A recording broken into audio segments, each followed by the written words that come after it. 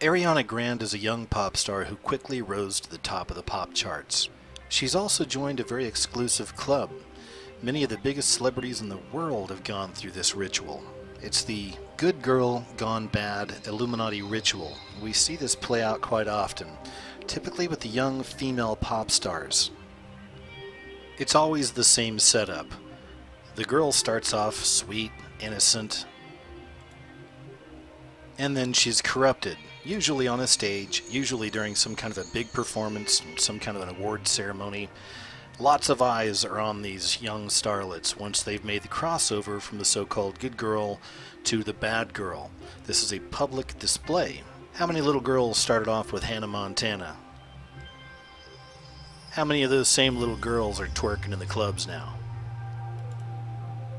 As I said, oftentimes these are rituals. It's Robin, whatever his name is, up there on stage with Miley Cyrus, wearing the black and white. Again, this goes back to the checkered floor of the Masons, or duality. There's a lot of meanings there with the black and white, but this is all part of a Masonic, or if you want to call it Illuminati, ritual played out right on stage as the good girl has crossed over fully and completely to the bad girl.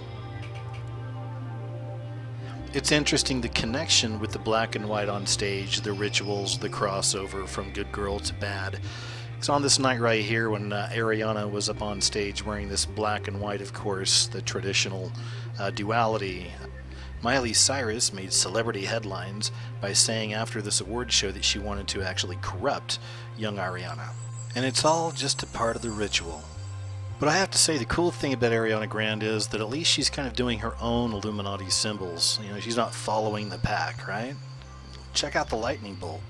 Oh yeah, forgot about that. The lightning bolt is another very common so-called Illuminati symbol or satanic symbol. Started with a satanic church, and now we see it all throughout our culture.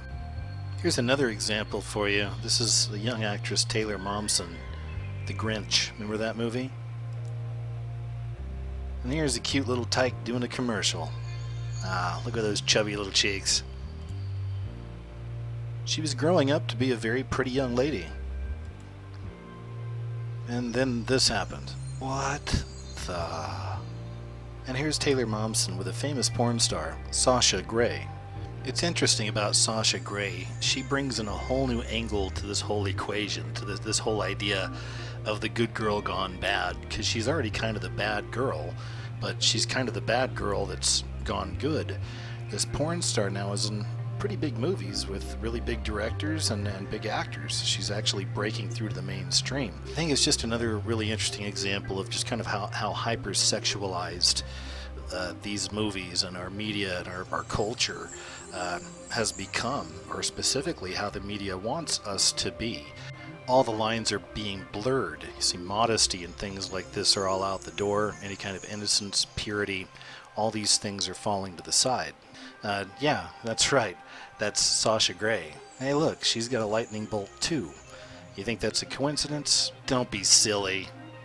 I'm sure it's just a coincidence that there's Illuminati eye on Sasha's new book.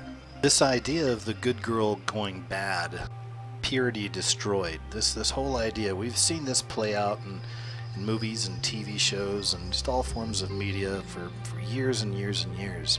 I actually remember my first exposure to it looking back. It was a really popular movie at the time when I was a little kid. It's called Grease. It can't get more clear-cut when it comes to the good girl gone bad. That's totally what this movie was about. It's about Sandra Dee starting off this sweet, innocent new girl in town, get mixed up with the bad guys, the bad gals, the pink ladies, and the T-Birds was the gang, and by the end she comes out and she's smoking cigarettes and wearing leather and just kind of doing her thing, I guess. This again goes back to that idea of what true freedom is sexual liberation, but it's a very extreme view of that. This is a screenshot from Ariana Grande's new music video, Break Free. Near the end of this music video, there is a very obvious and very interesting occult symbol I want to get to and talk about. Here's the symbol I was talking about in the video later on. It's actually the key for the spaceship. This is what the captain of the spaceship in the music video places down to launch into overdrive. And what you're actually looking at there And again, this is definitely no reach. That is very obviously, that is a tree of life symbol from the Kabbalah.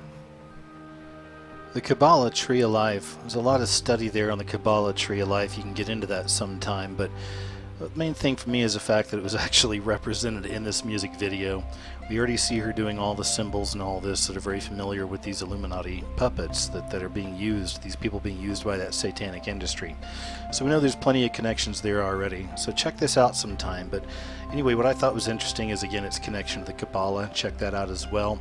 Ultimately, it all goes back to Luciferianism. It all goes back to the idea of this God that it's all the same God, Muslims, Christians, whatever, all the same God. And that's all going to be represented actually in this Antichrist figure that we hear so much about that'll be here sometime. So anyway, I thought that was interesting. Just more programming. Once again, Ariana Grande is just another Illuminati tool, another young artist on the rise, being used for nefarious purposes. Hey, thanks for watching.